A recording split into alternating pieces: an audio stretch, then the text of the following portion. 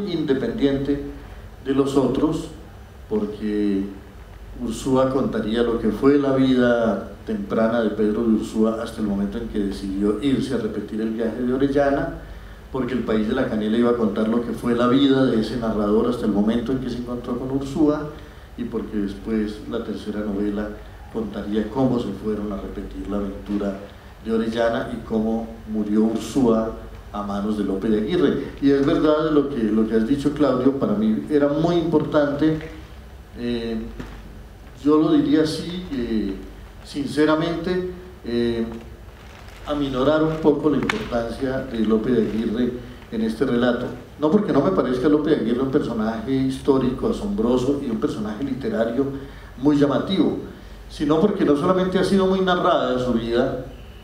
sino que el énfasis en la locura de Lope de Aguirre me parece que ha arrojado un poco de sombra sobre la magnitud de ese momento histórico, porque no ha permitido ver a todos esos otros personajes y toda esa otra trama. Entonces a mí me interesaba, tal vez no disminuir la estatura de Lope de Aguirre, sino restituirle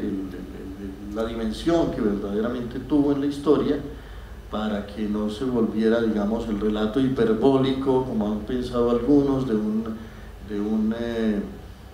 independentista antes de tiempo, sino entenderlo como parte de la locura de la conquista de América, caracteres como el de Lope de Aguirre. Sin embargo, Ursúa me parece mucho más representativo de lo que fue la conquista, tanto en su valentía y en su temeridad, como en su crueldad y en su locura. Hay un escritor y gran lector que es Fernando Ainsa, ha escrito un ensayo que se llama Geopoética, ¿no? Y él habla en ese ensayo habla de cómo la literatura latinoamericana ha ido organizándose a partir también de del topos o de lo geográfico, en torno a las diferentes o las diversas, diríamos, regiones, a tal punto que él mismo, en un determinado momento lo cita, el propio Ainsa lo cita a Juan de Castellano, en uno de sus versos que dice al occidente van encaminadas las naves inventoras de regiones, dice ahí Juan de Castellano al comienzo, ¿no? Hablando de Colón, al comienzo de ese larguísimo poema. Y dice, vuelvo a Ainsa, ¿no? Y dice que nosotros podemos encontrar la novela de la selva, la novela de lo inhóspito, la novela del desamparo, como es la de la pampa o de los lugares vacíos, los llanos, etc. Y hay una categoría que también agrega, que es la novela de los ríos, ¿no? Él habla de la novela de los ríos, que también otra escritora chilena en este caso, que es Ana Pizarro, habla o tiene un libro sobre la Amazonía, ¿no? Y rescata la región de la Amazonía y en especial el río a través de las distintas escrituras que hubo, poemas, ensayos, novelas, etc. A mí en cierto modo también me parece que estos libros responden, o esta trilogía responde a un interés topográfico, si nos cabe el término, geopoético, para usar el término de Ainsa, en el sentido de que son novelas o es una trilogía en la que el río o un accidente geográfico como ese enorme río que atraviesa el continente americano es una presencia fundamental, ¿no? Bueno, desde luego esto que acabo de decir es a modo de hipótesis, por esa razón quiero consultársela al propio escritor, ¿no? Sí, bueno, yo siento que, una vez más, la pregunta por la lengua. Esta lengua que hablamos llegó de muy lejos y no nació para nombrar el mundo americano. Yo recuerdo unos versos de un poeta africano que decía: ¿Sienten ustedes este sufrimiento y esta desesperación que no tiene igual de domesticar con palabras de Francia este corazón que me dio el Senegal? Y yo siento que muchos escritores americanos desde el comienzo sintieron un poco ese dolor, si se quiere,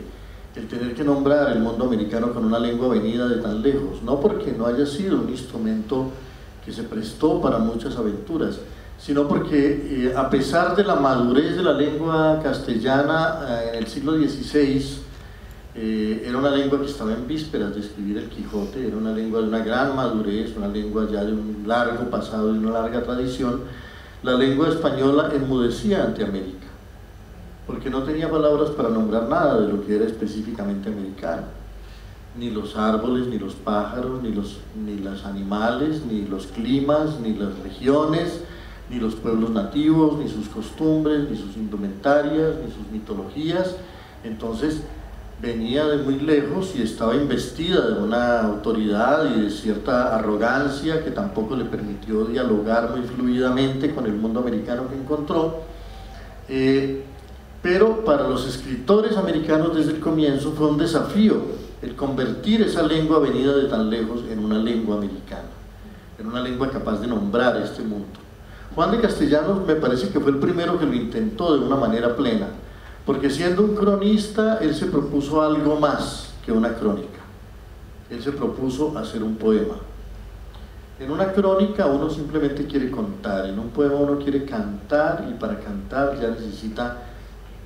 comprometer su emoción, su sentimiento, su respeto, su capacidad de veneración, y su sentido de la estética, que tal vez para un narrador no es una preocupación fundamental. Para cantar un mundo hay que encontrar belleza en ese mundo, hay que buscar la belleza de ese mundo. Y entonces Juan de Castellanos quiso hacer ese poema, hizo ese poema interminable, pero el desafío que se planteaba era un desafío de primer orden en el siglo XVI, cómo narrar un mundo con una lengua llegada de otro. Él, como buen hombre del Renacimiento, tomó prestadas palabras de las lenguas indígenas del Caribe y de los Andes para llamar todo lo que no tenía nombre en castellano, y su poema se fue llenando de tiburones, de huracanes, de canoas, de iguanas, de guanábanas, de bohíos, ¿no? Y cuando el poema llegó a Europa, cuando el poema llegó a España, todos dijeron, ¿pero qué es esto? Esto es una monstruosidad, está lleno de palabras bárbaras y exóticas que afean la sonoridad clásica de la lengua, de manera que, y no solo lo dijeron en el siglo XVI, sino en el siglo XVII, todavía en el siglo XIX, don Marcelino Menéndez Pelayo, quien tuvo por lo menos la negación de leer el poema completo, ¿no?, solo pudo decir, esto no es un poema, sino una excentricidad monstruosa, y su fama de poeta farragoso y de poeta no sé qué, tenía que ver con esa imposibilidad española de entender que era un mundo lo que estaba haciendo irrupción en la lengua. Ellos habían sido capaces de entrar en América, de tomar posesión de América, pero no querían que América tomara posesión de la lengua, y entonces opusieron esa resistencia siempre.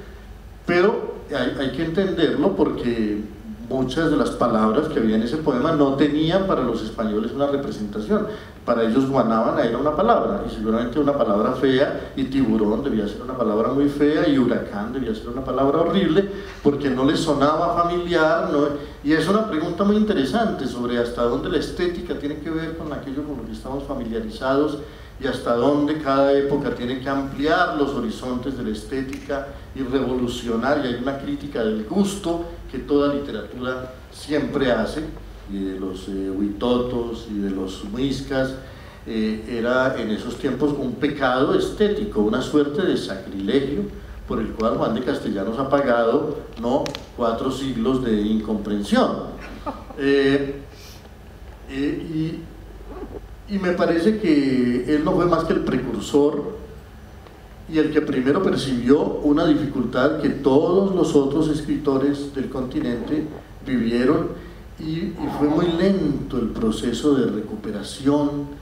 de la conciencia de que nuestra lengua tenía que estar hecha para nombrar nuestro mundo, ¿no? También para dialogar con el mundo y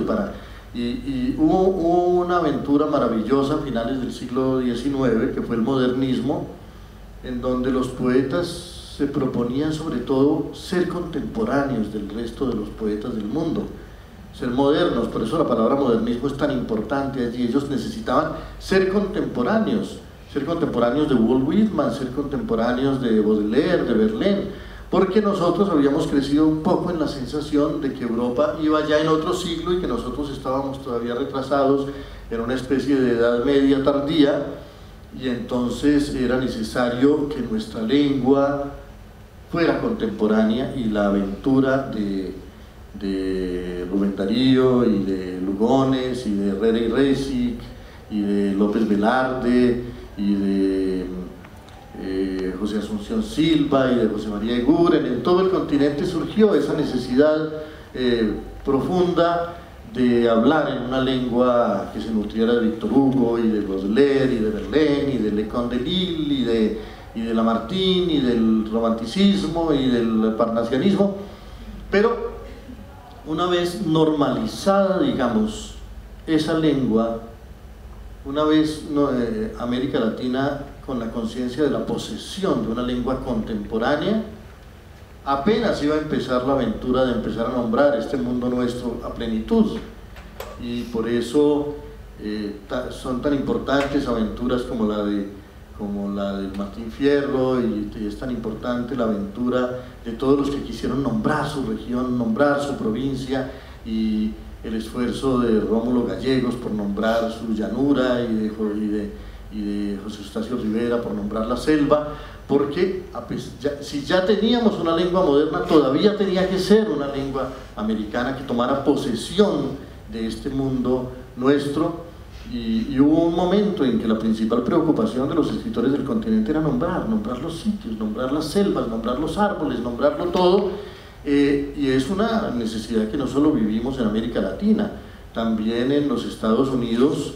Si algo intentó la literatura del siglo XIX fue tomar posesión de ese mundo americano, y Walt Whitman quería volver a nombrar cada cosa, ¿no?, de ese mundo y bautizarlo todo. Entonces fue una aventura compartida, cada quien al nivel de su momento histórico, y entonces yo creo que ahora, después de la aventura maravillosa de los modernistas, y después de las otras grandes aventuras que gracias a esa ha vivido la América Latina, nosotros sentimos que ya estamos en posesión de una lengua americana. La lengua que hablamos ya no es la lengua que llegó de España, es una lengua que 5 siglos de esfuerzos, no solo de los escritores, sino de todo el mundo, porque las lenguas las hace la comunidad, las lenguas las hacen los pueblos, así como a los dioses los encuentran los pueblos, después los administran unas academias o unas iglesias o unas burocracias, pero son los pueblos los que descubren las lenguas, los que enriquecen las lenguas, y los escritores solo podemos después llegar tardíamente y aprovechar todo eso que los pueblos han hecho y tratar de nombrar un poco más las cosas con esos instrumentos que nos ha dejado la historia. Yo creo que con respecto a lo que acabas de decir en relación con la lengua, tiene mucho que ver con la novela de comienzos del siglo XX, que justamente porque había una gran ignorancia de lo que padeció el propio Juan de Castellano, como lo decías vos hace un momento, que era la ignorancia de ese nuevo lenguaje o de esas nuevas palabras que eran incorporadas desde América, que la novela de comienzos de siglo debió muchas veces adosar o incluir un glosario al final del libro para que los lectores no americanos pudieran conocer o saber qué significaba esa palabra o qué nombraba esa palabra, si era un árbol, si era un río, si era un pueblo, en fin. Yo creo que uno de los grandes, y además fue tal vez la bandera de batalla de los miembros del boom, fue terminar con los glosarios y convertir, o en todo caso universalizar esa lengua americana, sin necesidad de que los lectores de otras partes del mundo fueran provistos de esas especies de pequeños diccionarios o glosarios, ¿no?, en los que podían descubrir el significado de esas palabras que aparecían en las novelas. Esa fue una de las grandes, digamos, una de las grandes batallas, y tal vez una de las batallas que con mayor acierto ganaron los escritores del boom, y no hizo falta ya mucho tiempo atrás, desde luego, pero ellos principalmente, esa necesidad de explicarnos en ese lenguaje americano que había sido completamente apropiado y había sido completamente aclimatado, tropicalizado, como algunos han dicho, y que también hoy nos plantea otros interrogantes, ¿no? Que no solo tienen que ver con lo geográfico, yo creo que van más allá de lo geográfico. Ya no solo está la lengua castellana en el mundo iberoamericano, sino también en el mundo norteamericano, por tomar uno de los casos tal vez más emblemáticos, con novelas como la de un escritor dominicano que vive en Nueva York, que es Junot Díaz, que escribe en inglés sobre la República Dominicana, y luego sus novelas son traducidas al español, una cosa extrañísima. Y aún en inglés, o en un Spanglish, depende de quién sea más puro en leer las novelas, o quien tenga el inglés más puro, no dejan de hablar de Santo Domingo, no dejan de hablar de América Latina, ¿no? Es un fenómeno muy curioso. El caso extremo tal vez sería el de Bianchotti, que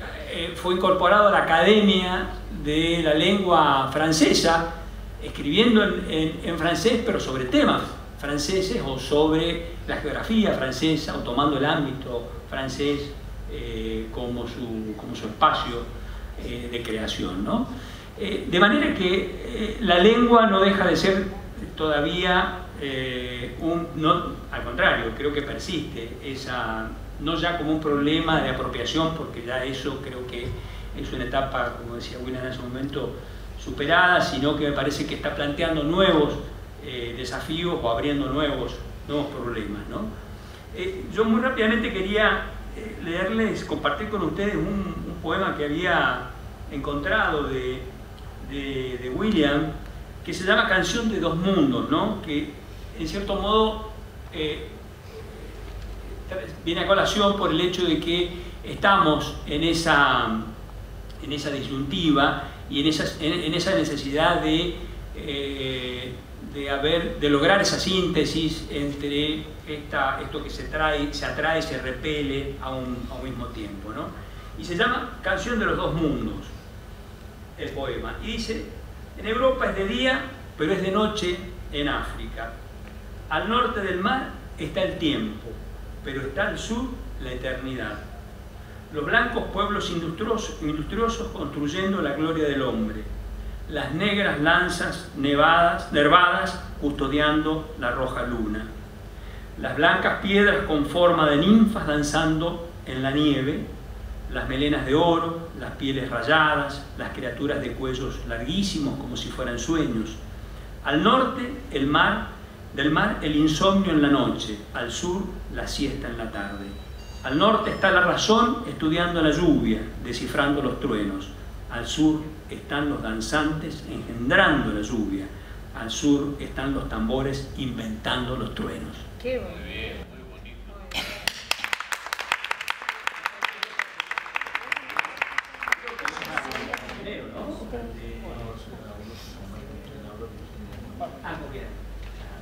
Era porque había una poesía reunida que hizo Norma, creo. Un poco el poema no era para cerrar de ninguna manera, sino todo lo contrario, incitar un poco también a que continuemos este diálogo, como decía yo, de este contrapunto entre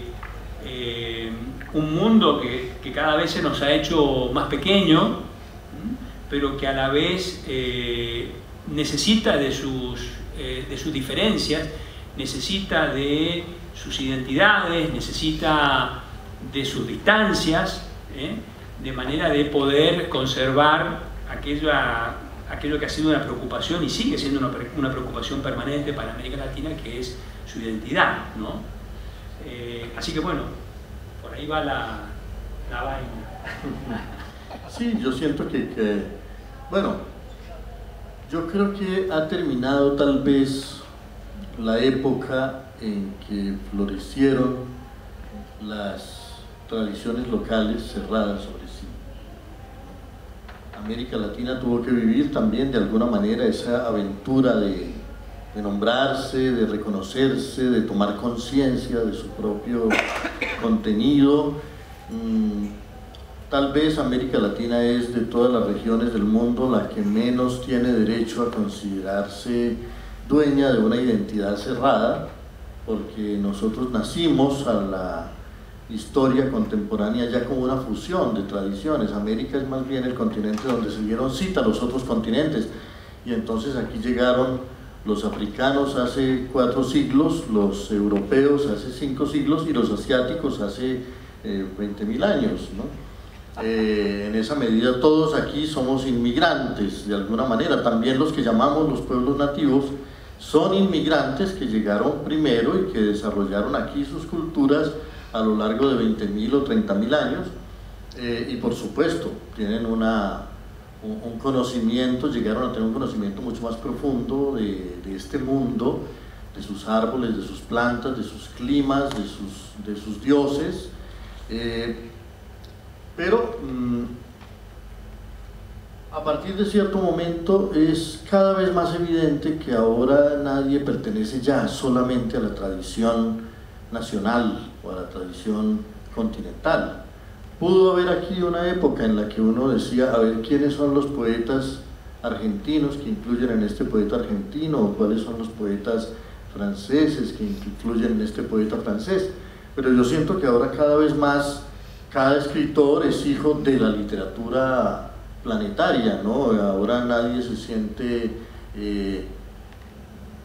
ajeno a lo que pueda enseñarle la poesía de los 6 ociosos del bosque de bambú de la China, o de la poesía que pueda enseñarle la sensibilidad que pueda transmitirle los haikus de Basho, o los cantos chamánicos siberianos, o la poesía concreta canadiense, o lo que uno quiera que hay. Es decir,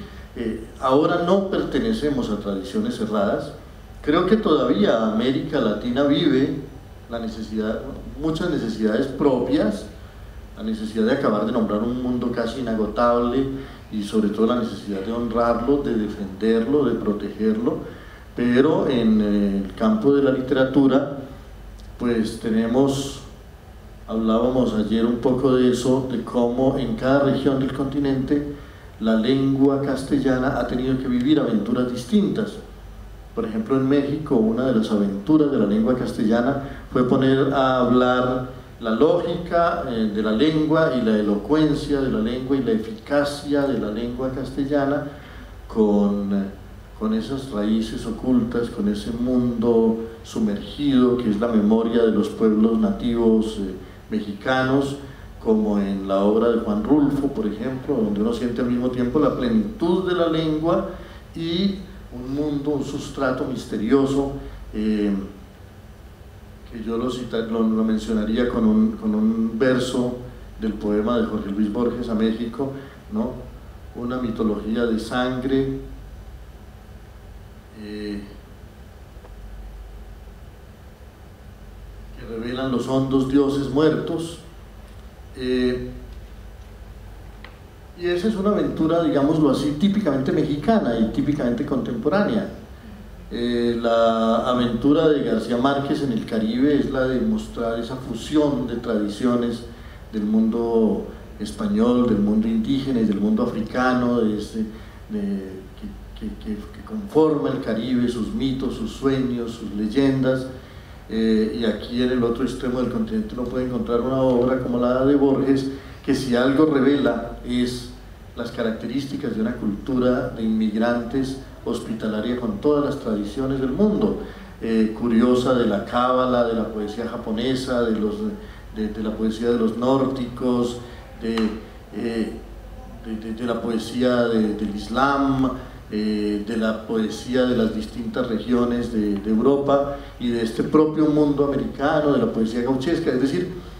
todavía tenemos muchas aventuras locales que vivir, pero ya no nos sentimos herederos solo de una tradición local, sino que somos alegremente herederos de todas las tradiciones y nos sentimos ya con el derecho de hablar de la memoria del mundo entero y no de la memoria de una región.